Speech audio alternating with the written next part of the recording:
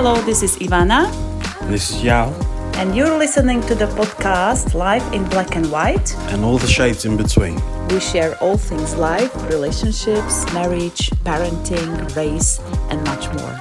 If you enjoy listening to us, then please follow or subscribe to this podcast. You can also find us on Instagram and Facebook under Life in Black and White.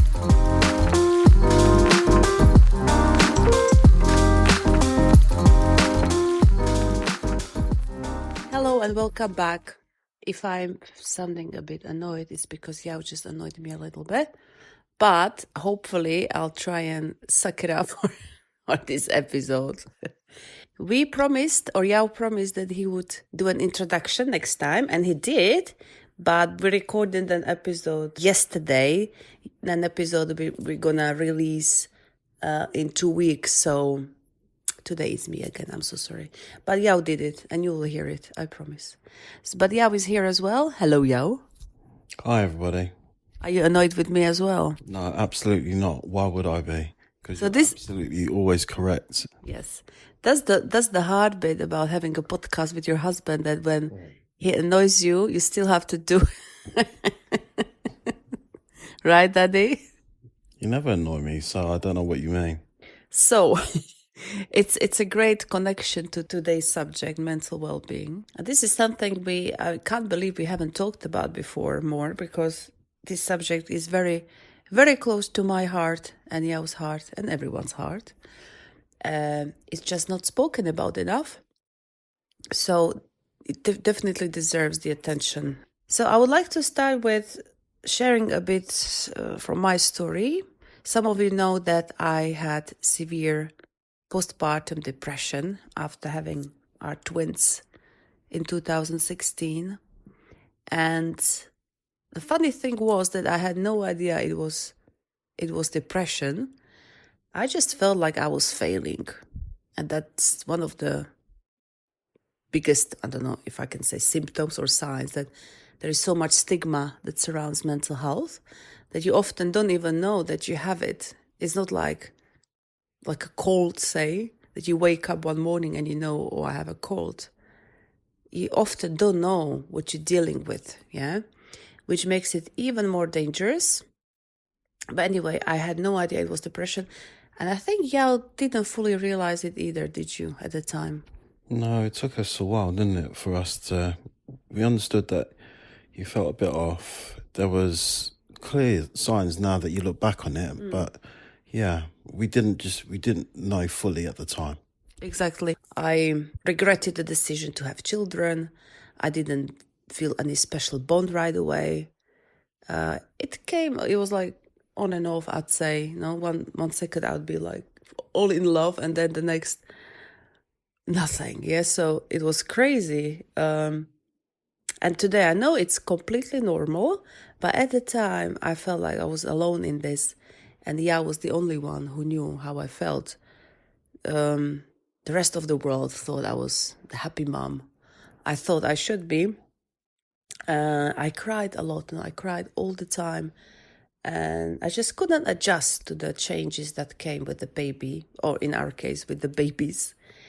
And, you know, if someone had told me that it's a disease you have, it's not you, that could have been completely different, maybe, I don't know.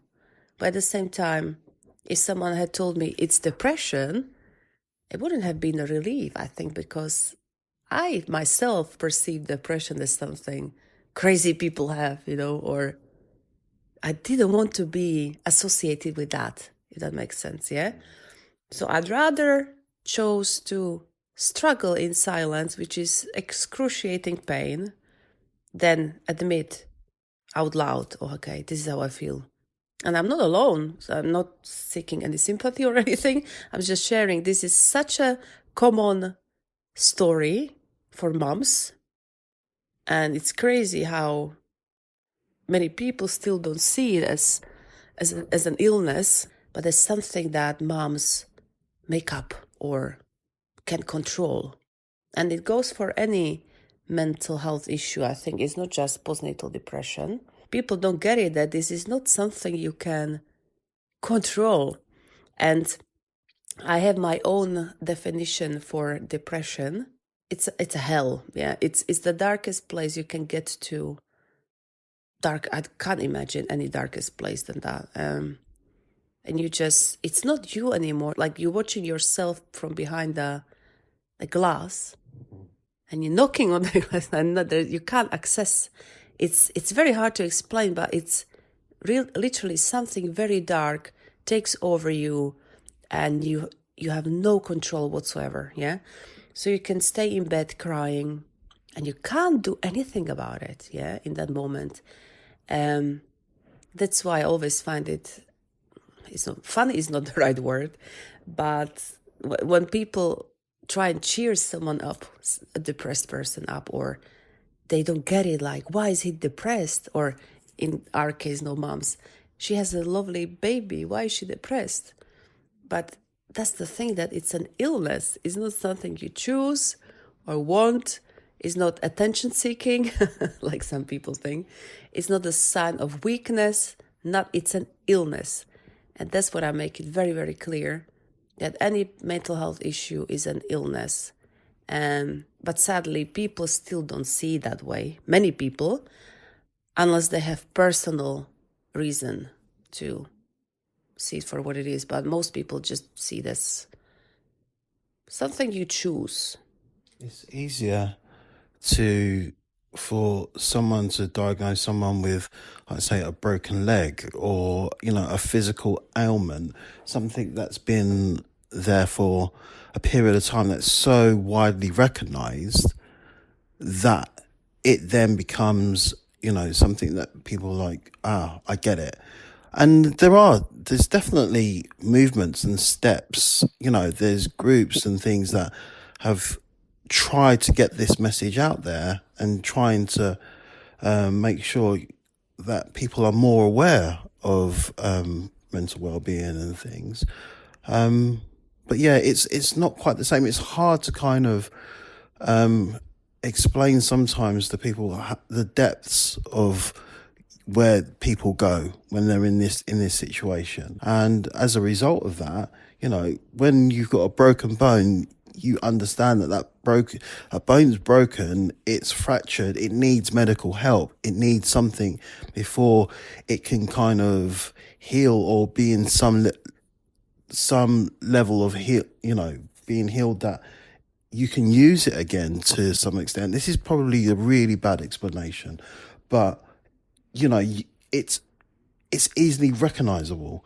Whereas, like you were saying, with depression and so forth, it's just so deep. It's invisible. Absolutely. Invisible to the naked eye, but to the person or persons experiencing and going through these things, it must be so traumatic. You know what makes it traumatic, or the hardest? The hardest bit is that people expect you to function as normal. That's the hardest bit, yeah? Because if you have, like, say, life-threatening physical illness, people support you. They understand. You have so much support usually from people, understanding. They don't expect you to do daily chores. They offer help. Whereas when you have mental health, like life-threatening, because depression is life-threatening, many people lose lives to it.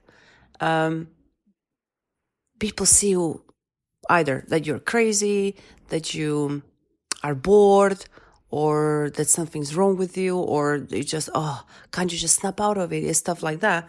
So that is the hardest bit, I'd say, that people expect you to just live your life as normal, as like, I don't know, if you didn't have a leg, people wouldn't expect you to climb up the Everest, yeah? But when you are depressed and people expect you to function as normal, it's the same thing, yeah? So that's the most challenging. Yeah, it's the understanding. It doesn't take a couple of days, it doesn't take a week, it may take a lifetime to get to a place where someone is back to, I never want to say normality, because what is normality? It's ridiculous. But to a place where that person can function, ideally with what they want to do and what they want to achieve and things. So yeah, it's difficult. Yeah, I remember a few people when I told them, like, I had, like, even years after I had depression, so many people looked at me like, oh, they were uncomfortable. Now it's time for your stories. We asked you, our lovely listeners, to share your mental health stories with us. And the lovely lady Irenka came back to us with her story. So thank you so much, first of all, for sharing, because it's not easy to share mental health stories out loud and publicly. So that's amazing that you've done it. Thank you so much. And Irenka also went through postnatal depression, and her story will give you chills, I'm gonna tell you. So let's just listen to her. So when I've had my little boy in 2021, I didn't know I was going through depression. I was just so overwhelmed. I was sleep deprived because I haven't slept before I've given birth. 24-hour prior giving birth, I didn't sleep, and I didn't sleep the night afterwards. My little boy had reflux. He's had a colic, and because it was corona, we could hardly see our family. I'm not in touch with my parents, so I think that also played a big part of me going through this depression, because you usually have your own mother, you have a sister, you have someone there with you. My boy was born, he was 2.7 kg, so he was a tiny little chicken, and I remember not being able to put a nappy on him because I was just so scared that I might hurt him or something. I couldn't even hold him properly. I've had a health visitor that came to see Max. At that time, I wasn't sure if I'm just going through depression or what's happening. When I first described my symptoms to my midwife, she said to me, "Oh, it's just baby blues. Everyone gets that, blah blah blah." So when my health visitors came to see me and the little boy, she just said, "Oh no, everything's fine." My husband was off for 2 weeks at that time as well. He took some time off from work, and as soon as he was going back to work, I just remember having this anxious feeling about him leaving me with a baby that constantly cries. So basically, we were going to see our GP. We went to A&E constantly until we actually found out, oh, hang on, he's actually got reflux. So obviously we tried different types of formula milk, which just added on to my depression, to me being sleep deprived, and basically I just felt so bad. And because I was sleep deprived, I couldn't even remember so many things. I, I, I had to write down a list of how to put my son to sleep because I didn't remember what's happened an hour ago. I didn't remember what I did an hour ago, what I ate. I just kept feeling guilty, saying to myself that I'm not a good mom because I don't understand why he cries, and what if he cries because of me, and what if it's just too hot in the room, what if it's too cold in the room, and he's just crying because of me, and I don't know how to handle him. So I tried to contact my health visitor afterwards, because I actually realized, do you know what? I think I'm going through depression. This is depression. These are signs of depression. And I just used to cry and be unhappy, and I wouldn't eat, and I would just, even when I could sleep, I would just be up because I knew my boy's gonna be up anytime soon. Then 2-3 hours he might wake up. He's just gonna be up there all the time. So there was no point of me sleeping. So when I actually realized, oh, hang on, I actually got depression, tried to get in contact with my health visitor. I've been told that my health visitor has actually left, and there should be someone else assigned to me. No one else was assigned to me. 2 or 3 weeks went past. I phoned up again, and they said to me, "Oh, that was another health visitor that has left." So I was like, "Okay, what do I do then?" And I don't even know who I've spoken to. I don't even know what sort of number I've called, because I called so many numbers. So like anything, the little pack that they give you when you go home, or they release you from the hospital, and they say, "Oh, these are the numbers you can call." I tried everyone, no one picked up. None of these, no one, basically no one. None of these numbers worked. I think 2 or 3 of them, it was just landline that no one ever picked up. So I don't even know who actually got through. I think it was like, it could have been, I don't know. I tried to Google different stuff, midwives, I don't know, children's centers. And I've spoken to this lady, and she said to me, "What's happening?" So I said to her how I feel, and we've had a very long conversation for about an hour, and I cried to her, and she asked me, she just wanted to know all these details, how I was feeling, if I've spoken to anyone. I did mention that I have actually spoken to my GP about not sleeping, and all they said to me was prescribe me some sleeping pills, knowing that I have to wake up to my baby, and they've given me some depression, anxiety medication, which again, a side effect of that was depression and anxiety. So it just didn't make sense. And I remember speaking to this lady. She was a complete stranger, but she just made me feel so good. And I was just so tired, and I cried to her, and I told her that I just feel guilty. I'm a bad mom because I just think that the child is crying because of me. And she put together a plan. She said someone will be in touch with me, which I didn't believe at that time because everyone just said to me, yes, I will be in touch with you, and no one ever was. She put like a plan for me, and there was this lady. She actually was a family support worker. She would call me weekly, asking me how I feel, and the lady would call me every week. She would come and try to see me in 2 months. She even we did sort of like this baby massage group, and yeah, I actually spoken to some of the mums over it. And one day I remember just feeling so good about myself because I knew what I was doing, sort of.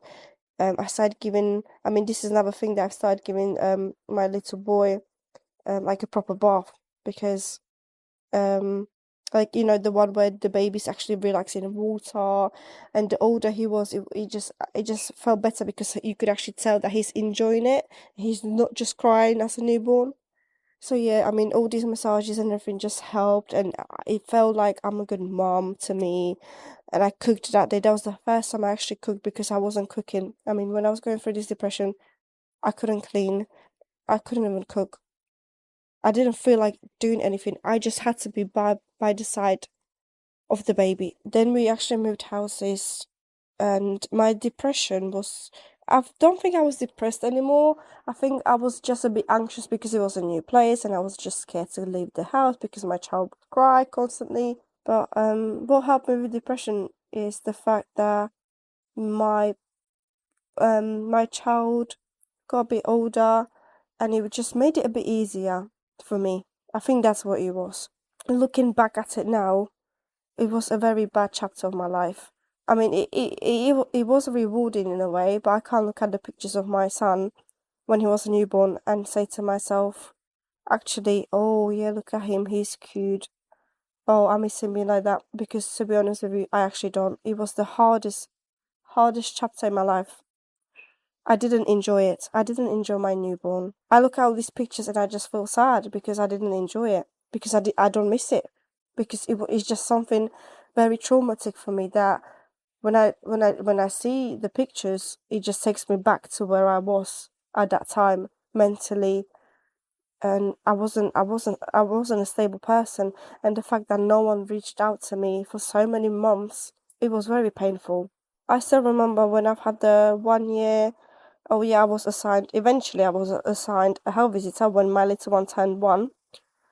And I remember saying to the health visitor that I'm not planning on having another child just because of this. Yeah, so I think once he got a bit older and my hormones as well started to settle in a bit more, the depression it just disappeared. And little things that I did throughout the day, and the more I did, the better I felt. I think that was like my reward, and I just started feeling so much better. Thank you so much, Irenka, for sharing this. I can resonate with so much, and just makes me furious that no one helped you and that how they handled the situation. It's just awful. But at the same time, it's not uncommon, unfortunately. But it just highlights how much there is to improve. It's not an easy thing to retell. It takes a lot of courage to basically turn around and say these. So for that, we're truly appreciating, obviously blessed to you and the family. And I'm glad that things are a little bit better. From the story, it seems like you're progressing in the right way. Sorry, I don't know whether the right way is probably the right thing to say, but I'm just happy that you can reflect back on it and see that you're not in that same place. And also what was kind of mentioned there is I appreciate you went through some bad experiences, obviously with the health advisors, with the GP and so forth, but there was a positive there and stuff as well, with the midwife who was actually able to kind of support you and did the right thing. And actually, I know you were at that point there where you were just, you found it hopeless, but this story kind of encourages the people who listen to this and say, okay, there may be dark times, but there's also hope and stuff there as well. By talking, okay, you may have had to talk a number of times, but by doing that, it gave you and it gave your baby, the family, the opportunity to kind of progress, move on. I'm not saying that's always the case. It's sometimes it can't, it may not be, and it takes a very long time to be, but again, yeah. So there's some really kind of dire bits about it, that Iranka was really let down and things. But again, at the opposite end, there is good ending. But unfortunately, let's just be honest, this is not the case for everyone. We hear so many stories where moms hurt their babies or themselves, and then they're judged by the society or, even by the jury sometimes. And just awful. And it just shows how much stigma is there around postnatal mental health. I mean, mental health in general. And it's not just among normal people, so to speak, but it goes for everyone. And why do you think that is? It's a slight twist to that. And there's no point me trying to suggest that I know how to really describe this. It's not me. There's professors and medical and loads of therapists and stuff that have tried to describe this, and I think it's only what we used to. If our previous generations were comfortable with it, if it was normal for us to talk about mental health, if we were born into it, it would be normal for us. Yeah, that's it. But it takes a lot of time, and it takes a lot of courage to be able to be open about your inner feelings. Yeah. You've got the mask that you wear for people that you meet, the people that you talk to, and, those masks change with... You're never really the same person with different people and stuff you meet, because sometimes you're this, you're something. But that inner person, the one that you protect from the world sometimes, that's what is being asked to be kind of opened up about. And that's a hard thing for some people to just kind of say, well, I'm kind of functioning, I'm kind of okay, kind of not okay, but actually I'm breaking, I'm falling apart inside. I'm holding it all together by a piece of string and pretending that I'm okay, but actually I'm not. Yeah, but I think we learned to not be comfortable with that. It's not something we were born with, because when you look at a little child, do they struggle to express how they feel, on the inside? This is something we were learned as we were growing up. Yeah, maybe. To close off and to just make it uncomfortable for us. But I don't think always it's not just because it was uncomfortable, it's because being so open in the world and stuff that we live in, if everybody was in a situation where everybody had your best interests at heart, then maybe you could be in a situation where you could open up and be as open as possible. You turn around and like, actually, I feel absolutely crap and I feel like pants and this, and somebody would say, don't worry, I've got you. Let me handle this and things and stuff. I'm here for you. Don't worry about it. But you get yourself back on track. But that's not the nature of the world, is it? The nature of the world is you could feel like that and then have to kind of plow into X of this and that, which still goes on, and life still goes on, and this still happens. But it's that kind of, I still need to function. I still need to, and that's not always the greatest. I totally agree. I think that we've, as people, have come on leaps and bounds with how we talk more and stuff these days, which I don't feel was the case maybe 20, 30 years ago. But we're definitely talking more. Absolutely. Even men, no? Because that was a big thing for men, especially, to open up. Yeah, I think so. It's just one of those things. You sometimes have people around you that, depending on, not depending on your age, but depending on the people and stuff around you, you can sometimes be open and say what you need to say. Sometimes it's not the right crowd, and saying what you say is just taken at such a shallow value that you wouldn't want to bring it up in that kind of situation. But yeah, it depends. It depends who you got. I think there is more pressure on men to be, strong. Not that mental health issues mean that you're not strong, but it's expected, ever since you're small. Boys don't cry and all this shit you see here, you grow up with.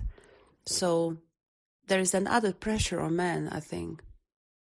And that's why I say, like I was talking about postpartum depression, it also happens in fathers. And how many people know that, Or even would consider that. Exactly. How you're, maybe the wife or whoever is impacted and their partner is also impacted, but because maybe the partner is more directly in contact with the child or is somehow bonded so that they feel so like physically impacted, there's got to be ramifications, isn't there? There's got to be something. You remember Marek, my brother-in-law, when he got postpartum depression after spending 2 weeks with our boys? When they came over, do you remember? He was, probably wouldn't say that, but yeah, he was done.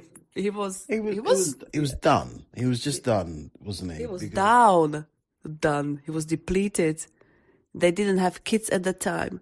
They came to visit us with my sister when twins were, a few months old. And they spent, after 2 weeks, Marek was just sitting in the chair, staring at the ceiling.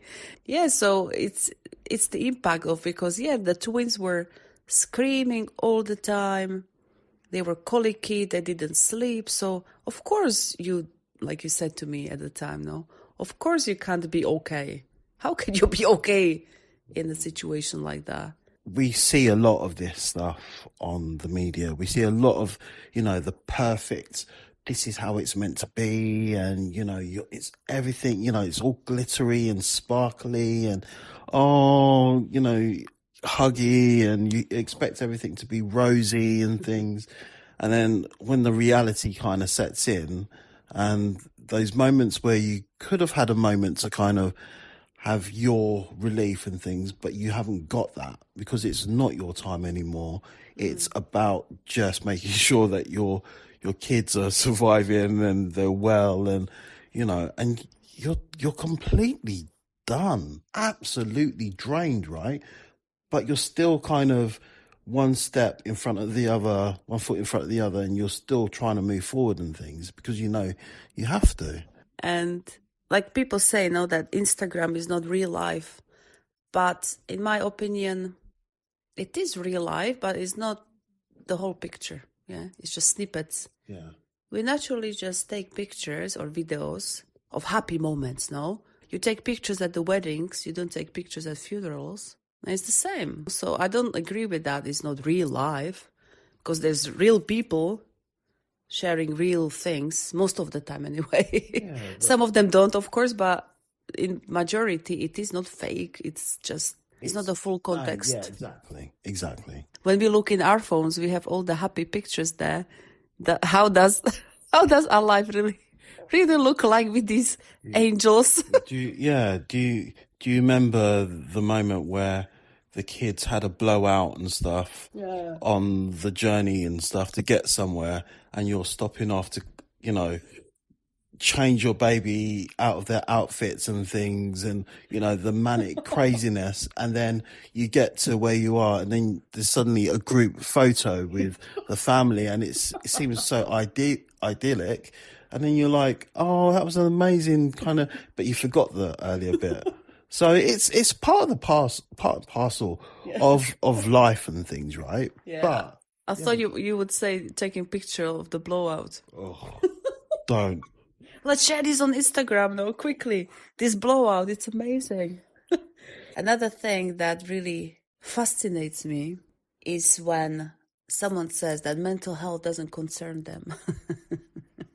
It's like saying physical health doesn't concern you, because it's not something you can choose to have or not have. Everyone has it. You can either have it okay, you can have a good mental health, or not so good, but it's a part of everyone. But even now, as I see people talking about it, even celebrities in the media and on social media, I still feel like so many people feel like it doesn't concern them. So it's, what can we do to make a real difference is the question. And I think it's just sharing real emotions, real feelings in the moment.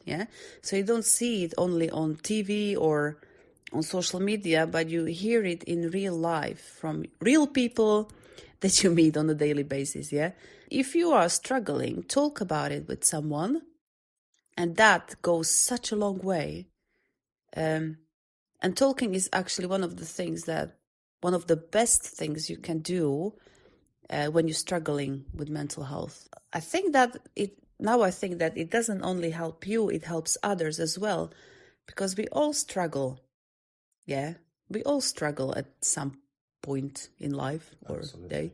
So when you show to another person that you are vulnerable, that you are, say, struggling, that you are real, that you're not just it's all bed of roses, they are much more likely to open up as well.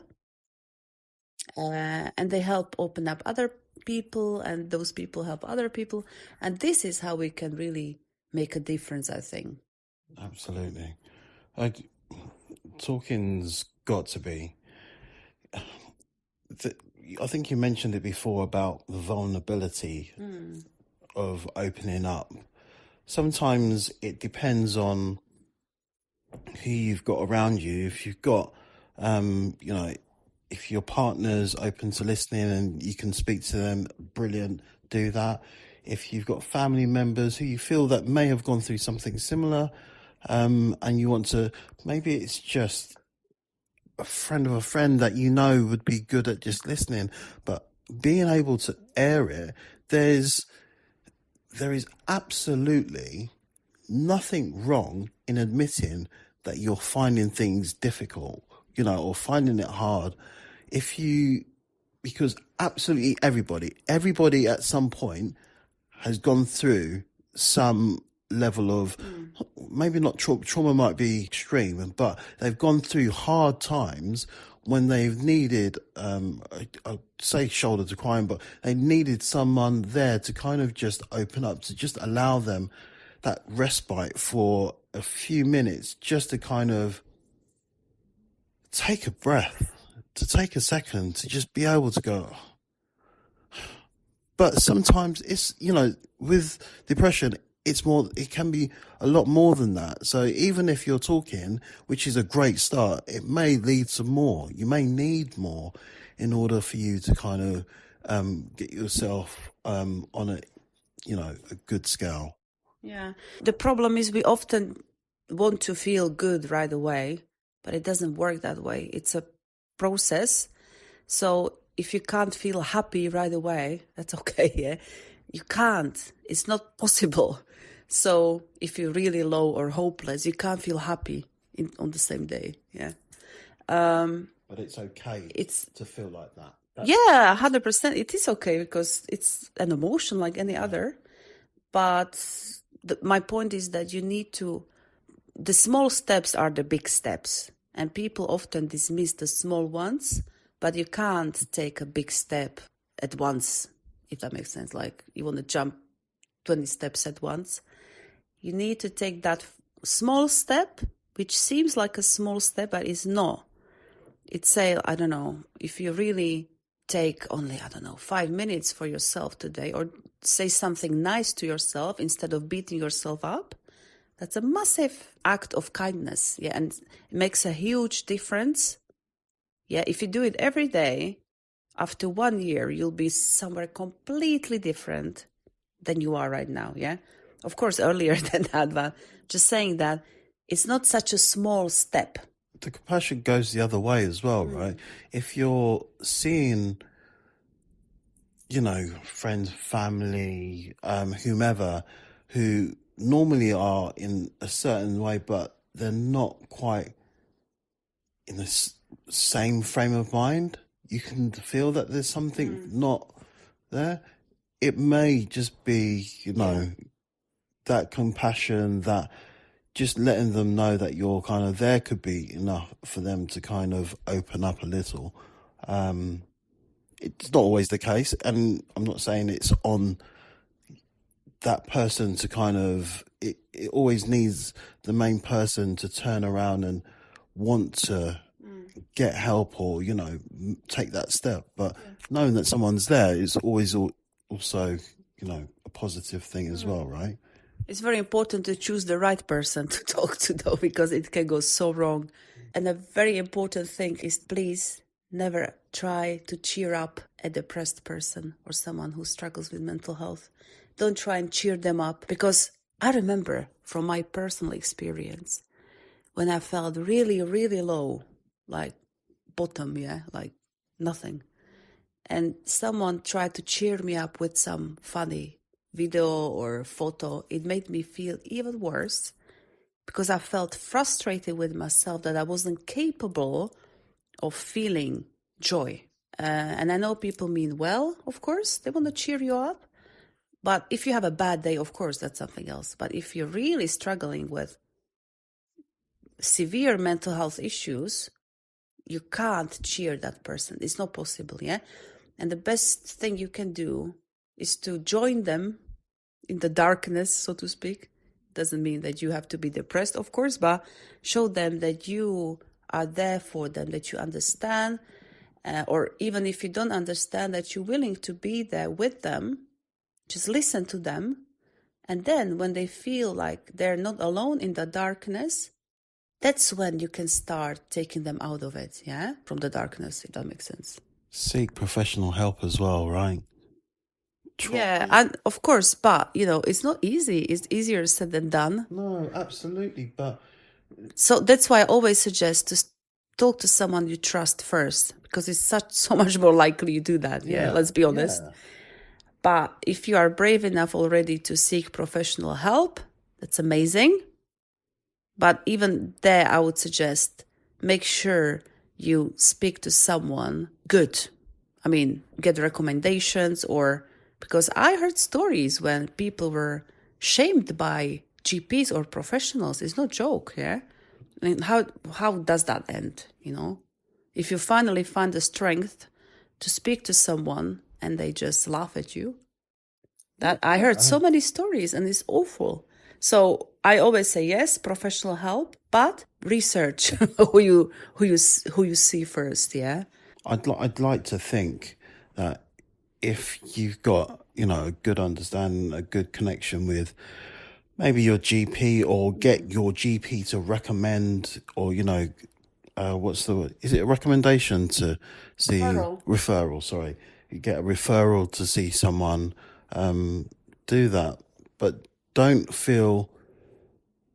I always think that sometimes in certain situations that people feel like they're bothering, like say like their GP, or bothering. Say you go to a hospital and I don't really want to be a bother, but you're blood's pouring out of your arm or something. Oh, don't worry, I can wait and stuff. Sometimes you just have to be that person that just, because what you're talking about is so important about how you survive and how you move forward and things. So it's not a bother.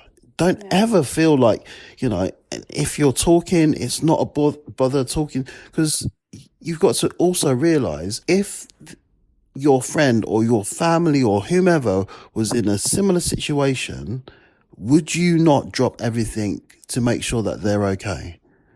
So always picture yourself that you would do it for them, and they are more than likely would do the same things for you. Obviously, like we're saying, depending on the right people. So again, if your GP is not doing what they're supposed to be doing, or you're not getting the traction, make a fuss. Because I absolutely would. There's certain things and stuff in life that you need to can't just wait on the niceties and stuff. Sometimes you just have to kind of push when you need to push. That's the thing, that don't feel like you're bothering someone because it's a mental health. It's the same as physical health, if not more, because mental well-being impacts the physical one.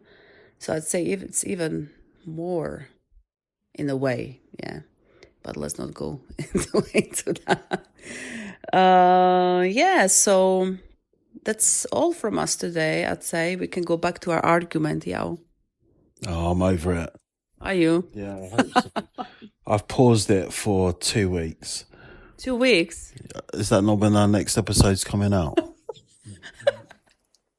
Oh, okay, thank you. I'm over it now too. Okay. I'm too tired to argue. Okay, thank you so much, and see you in 2 weeks. Oh, hold on. And if you've liked the show, I hope you've taken a very positive, like the positives and stuff out of this. And, if you've got any comments or any reviews, anything that you'd like us to kind of refer or talk about in any way, then please just reach out to us, leave comments. It just only helps us. We're still new in the game, and we're looking to kind of diversify, and we don't want to keep it stale with just one thing. We want to have it open to many things and things. So we appreciate that you taking your time to just listen to us. Happy Sunday. That was amazing. We should add that to the beginning. Well, you're going to do the editing, so you do whatever you want. I couldn't let it go, could I? Someone had to say about the editing. Okay. Okay, thanks so much for listening, and see you in 2 weeks. Thank you. Bye. If you enjoyed this episode, it will mean the world if you leave us a review. Thank you so much.